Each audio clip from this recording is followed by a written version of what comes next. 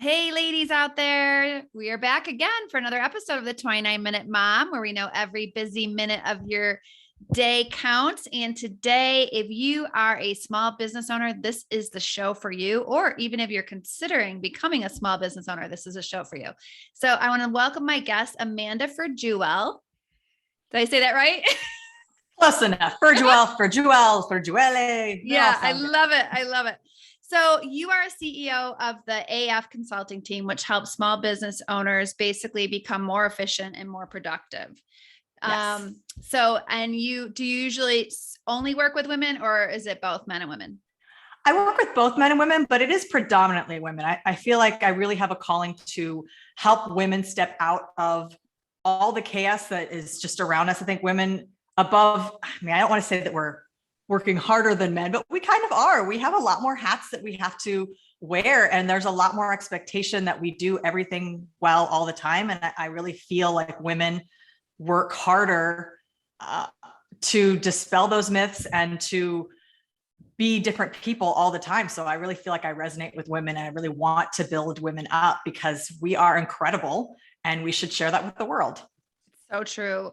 I was literally just on another show this morning talking a similar topic with another woman, and we were just talking about how I wouldn't, okay, maybe we do, but I wouldn't go as far as saying that we work harder, but I definitely feel that we have more responsibilities on our plate. And, back in the day, women were responsible for the home and the children, and now they're responsible for that. And really nothing has been subtracted from that portion of their life. What they've added on careers, full-time work, maybe businesses, maybe multiple businesses. And now today we have also all these moms that are homeschooling. We have moms that are working from home and homeschooling and trying to work out and making sure that they're like a great friend and a great sister and a great wife. So we are constantly changing our hats, hour to hour. And it's a lot. And especially as a small business owner, I think you didn't get into business unless you dream big and you have a lot of goals and you're, a very goal-oriented person. So today I want to kind of talk about specifically to those women that own small businesses and are juggling all the things, because when you are a small business owner, usually you wear more hats in the business, just like at home. And there's that fine line between, you need help, but you don't really want to pay for help yet. So you still keep doing all the things. So let's start there. Let's talk about, if that's a woman listening today, and I'm sure you work with many, how do you start with somebody that's all by themselves, like a solopreneur that is juggling all the things? That's a lot of my clients. That's me too. I feel like as a small business owner, as a mom, as all the things, we have to do everything all the time, and we have to be the best at it all the time. There's just this, I don't know what it is about. I don't know if it's a societal thing, if it's just pressure, or if it's just an internal dialogue, but we all feel that we have to be the best at everything all the time. And I think the first step I tell a lot of the solopreneurs that I work with is you got to let go of some of that. So the perfectionism has to be something you let go of. And I know it's really hard because you want your business to be the best it can possibly be. And you want everything that you do to shine and show off who you are and what your business is supposed to be. But there is a fine line between progress and perfection. So it's better to just get it done and move on. And if you have an opportunity to go back and quote unquote perfect it, but if you wait for it to be perfect, it's just never going to be perfect. So I always try to tell my clients and just anyone who's ever asked the question of me, when you're trying to go forward and juggle all these things, think of it's one step at a time.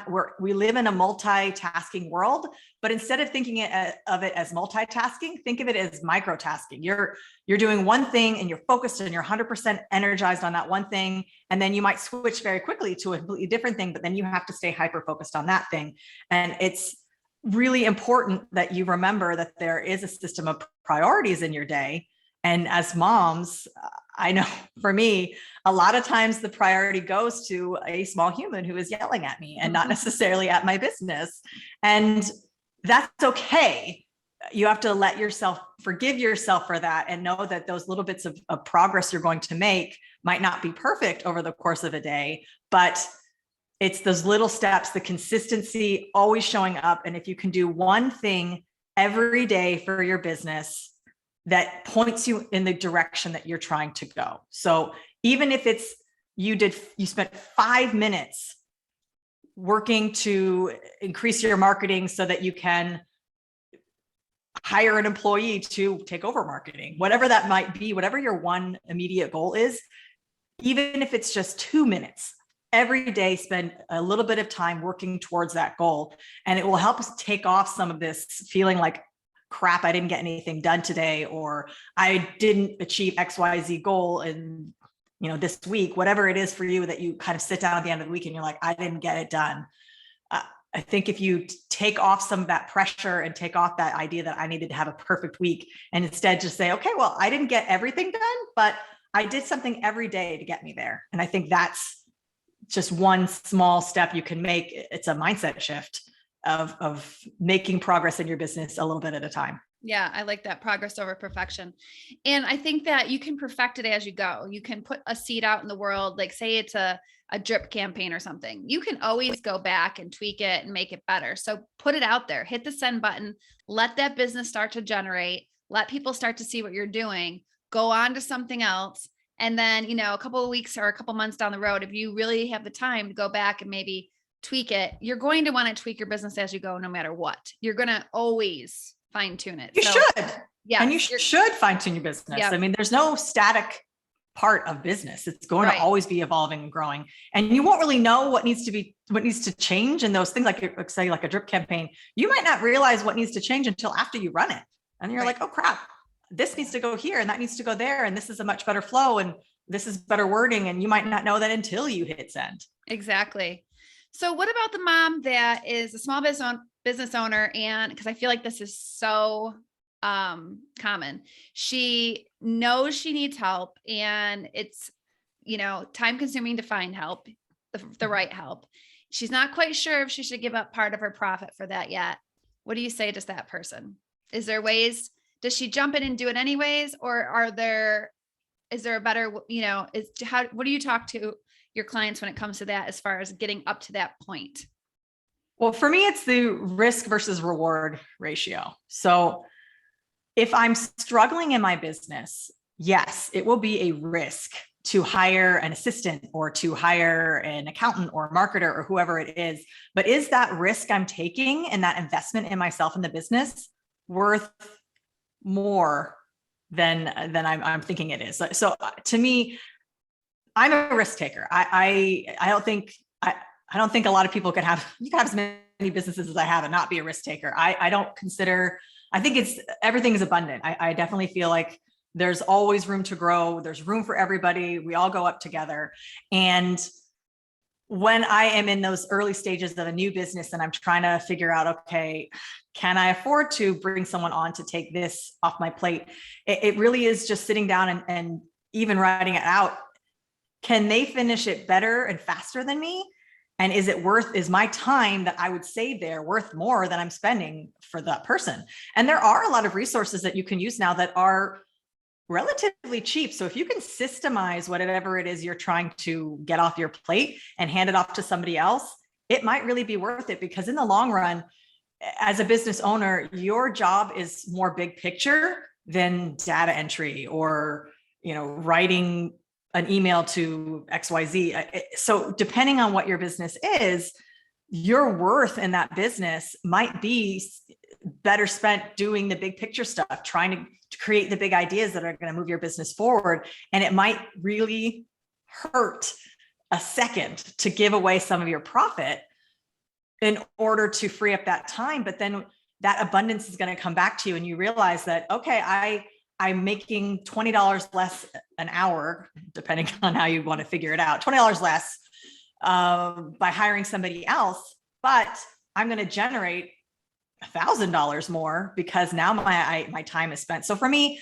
if you're really struggling and you just feel like you need that extra help and that's what's keeping you, and you can systemize whatever it is you're working on and hand it off to somebody else, I say, do it. Take the risk, because you're going to get that money back in just your time and effort. Your time worth it's worth something. And And obviously, if you are just starting out and you're just being lazy and you really don't want to do it because you don't like to do that, they're going to have to put in a little bit of sweat equity there and just kind of suck it up for a while. But if you're on that precipice, I always say jump and push forward, because you'll be surprised how quickly that investment pays off in just your time and energy, and what it frees up your mind to accomplish after that. Do you think for small business owners, it's more important to find like a VA that can do several different tasks, or to find people that are specific in one area, such as marketing or email promotion or podcast, back end? Do you think it's better to find someone that can do a little bit of everything, or it's better to find somebody that is specific in each area?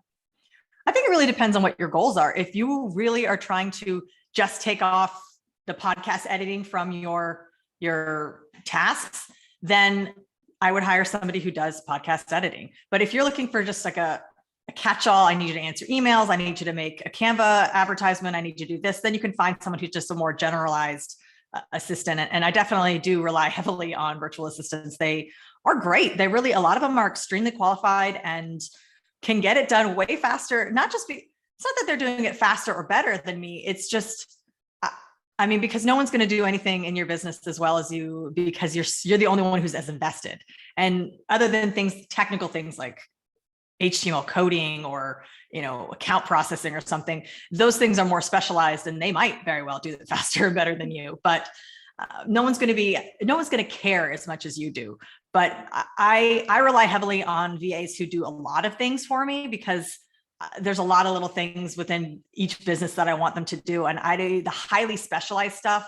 I hire a professional within that specific field, because particularly things like accounting, legal stuff, I hire my professional team separately, because I have very separate specific goals, a publisher, whatever.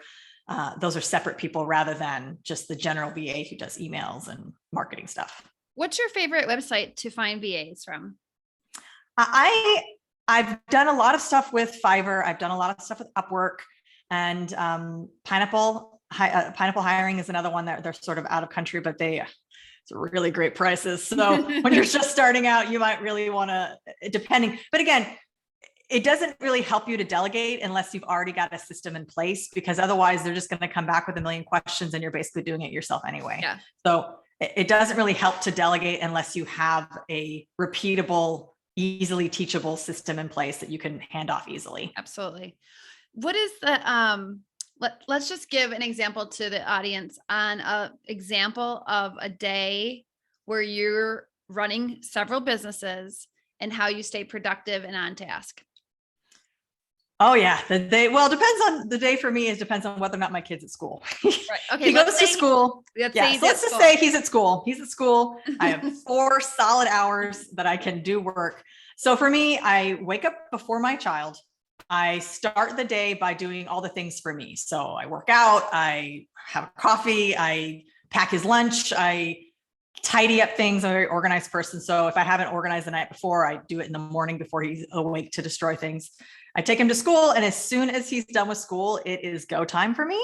And the night before, I've always made a list of tasks, things that I have to get done. So it always starts the day before. So the night before, I've given myself a list. So for me, it might start with, for the first half hour, I answer emails starting in priorities. So I'll go through emails. Okay, these are the clients I need to go through, answer those. And then I'll just leave the other emails there because they're not as important. I've got like 24 to 48 hours to answer some of those emails. And then I'll sit down. Okay, now I'm going to write blog posts. Now I'm going to edit a podcast. Now I'm going to, and I give myself, I call it's time blocking. So I have a set amount of time I'm allowed to do something. So I can write for 1 hour. I can work on editing for 1 hour. I can go over payroll for half an hour. I go through and I usually spend 1 day a week doing all of my ads for the week, all marketing and social media posts. I do those over the course of a 1 hour time period that I've allotted for myself that first day my kid goes to school. And then depending on how well it goes that night, I decide, okay, what did I not get done? What needs to get done? And in the evening, after my child has gone to sleep, I spend an hour to maybe 2 hours cleaning up whatever I didn't get finished. And then I make a list of what I'm going to do tomorrow, depending on what it is. So to me, it's definitely, I batch my work. So I do all the social media on Monday morning from 9:30 to 10:30. That's the time that I do all my social media marketing, and I schedule everything out so I don't have to look at it again unless there's an extenuating circumstance. And then I do all of my writing on this time, and I really have to be hyper vigilant about how much time I'm spending and where I'm directing my time, because if something comes up, which it always does, I mean, my kid gets sick at school and I have to go pick him up, or whatever the thing is, something's always going to come up. So if I know that I've missed out on a block of time, I can put it somewhere else in my world and know that it's still going to get done. And so for me, I rely heavily on batching all my activities into big chunks and then blocking out specific times to do it, even if it's only 5 minutes. Yeah. Yeah. Very good. So one thing I'll say is, I noticed on your website and a lot of the same tools I use, but I think maybe it would be beneficial to some moms listening for us to kind of mention some of the apps and some online, resources that they can use to unload some of the work that they have to do, or to help make systems and make things like a well-oiled machine. So go ahead and mention a couple that are maybe the listeners have not heard of. Well, I think we've all heard about Canva. Can't live without it. Yeah, I don't know what I did before Canva, quite frankly. So I definitely rely on Canva for not for all, but for most of my marketing things, just to get things going. And it also allows me to post. I can post stuff to Pinterest there, and that's really efficient.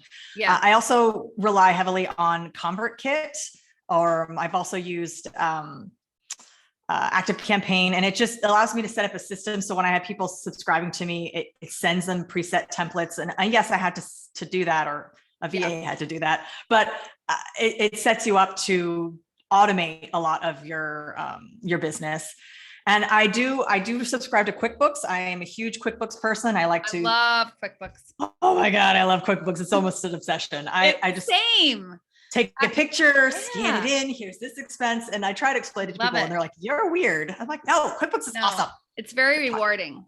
It is. And it's I like the little reports, and shows you all the things. Then I use IFTTT a lot, which is if this, then that. And that kind of pushes social media from one thing to another. So let's say I post on, I don't know this one. What is it? Oh, I love IFTTT. Okay. And there's a free version and a pro version. I just actually have the free version. I don't even bother with the pro. But basically, so let's say I post a picture to Instagram and I give it the hashtag AF Consulting Team.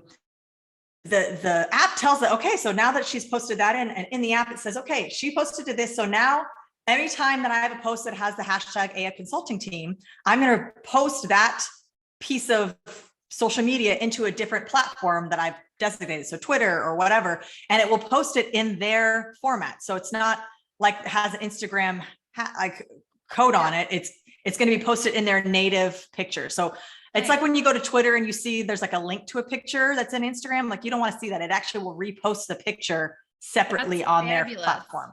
Love IFTT. I love that.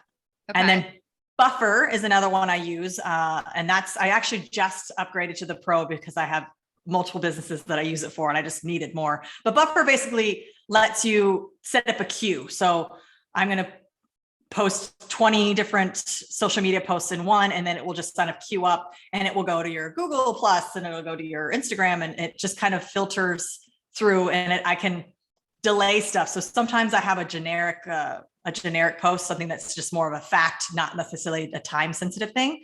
I'll put it in Buffer. So maybe it posts on Facebook at the beginning of May, and then it posts on Google Plus at the end of May. And so it just gives you, it's not really necessarily more content, but sometimes you just need to fill in the gaps. Yeah. So it really lets you, repurpose it for sure. Yeah. And then I also use Later, which is an Instagram scheduling tool. So that's another one that I'll use in there, but mostly I use IFTTT and Buffer when it comes to scheduling out social media. And then I for SEO, I know I have a lot of companies work with blogging, and everyone sort of thinks like blogging isn't really a thing anymore. But if you have a website, you basically have a blog. There's all the SEO you need to do. And I use RankIQ. It is something I have to pay for, which is nobody's favorite thing, but it really helps optimize what you're typing, what you're writing, and just sort of restructure some things so that SEO catches on faster, which is, we all want to rank higher. Right. I mean, that's sort of The goal. a given, the goal for sure. For writing, I use Grammarly. I can't live without Grammarly. Love it. And there's only like one thing I don't like about it, but I love it because it just will catch things so much faster. And I don't know why my spell check doesn't catch these things, but Grammarly does. So that's, I highly recommend that. And just so everybody listening understands, like originally I had gotten that just to do like when I'm writing book, but honestly, it will pull up edits on all, like basically anything you're on the web. If you're writing on the internet, it's going to correct you. And it's so helpful. It like basically is like this little magician in the corner that's like, you don't want to send that with that error and look like a fool. So I'm going to help you. You might rethink that semicolon. Here you go. Yeah. It's love. And I actually, when I wrote my book, I wrote it all online just so that so Grammarly would come up. I originally wrote it on a document, but I transferred it because I was like, I want to make sure before I send this off to the editor that it's correct. Exactly. I definitely used a lot of stock photography. So I use Pexels a lot. I use She Bold Stock is a company that's a very bright and happy one. Do you ever use Unsplash? Oh, Unsplash too, for sure. Unsplash. Yeah. I definitely use that one. If I'm working with a client who's trying to figure out color schemes and branding, and I think a lot of people, that's an important part. I mean, it's the pretty and fun part of your business. I work with an app or a website called Coolers, and it basically will design a color scheme for you. So you can type in like, oh, I like these two colors. What other 2 to 4 or 3 colors will look right with it? Yeah, that's good.